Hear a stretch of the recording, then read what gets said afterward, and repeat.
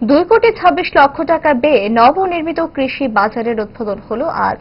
উদয়পুরের রাজারবাগে নবনির্মিত কৃষি বাজারের উদ্বোধন করতে উপস্থিত ছিলেন রাজ্যের কৃষিমন্ত্রী রতনলাল নাথ। কৃষিমন্ত্রীর সঙ্গে উপস্থিত ছিলেন রাজ্যের অপর মন্ত্রী অর্থ দপ্তরের মন্ত্রী প্রণজিৎ সিংহ রায় সহ বিধায়ক অভিষেক দেবরায়, জিতেন্দ্র মজুমদার।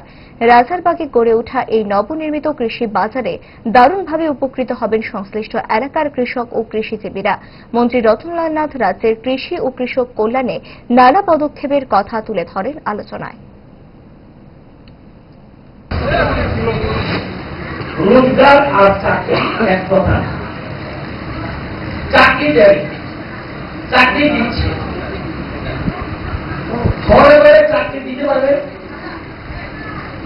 আছে কোন সাংবাদিক বন্ধু বা কেউ পৃথিবীতে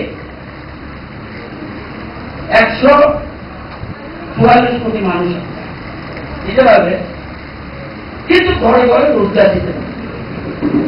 প্রধানমন্ত্রী চাইছে ঘরে ঘরে রোজগার, চাকরি চলবে।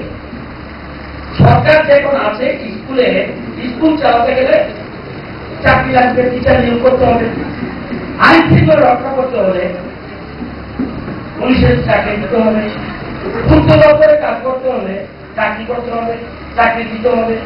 আজকেই আবার অর্থমন্ত্রী কৃষি দপ্তরের 104টা পোস্ট ফেলানোর জন্য আজকে কেন্দ্রে দিশা নিতে যাচ্ছে। সুতরাং এগুলি চলবে, কিন্তু এগুলি চললে মুষ্টিমে কিছু পরিবার হবে, কিন্তু বাকিদেরও কিছু হবে। সেজন্য সরকার চাইছে ঘরে ঘরে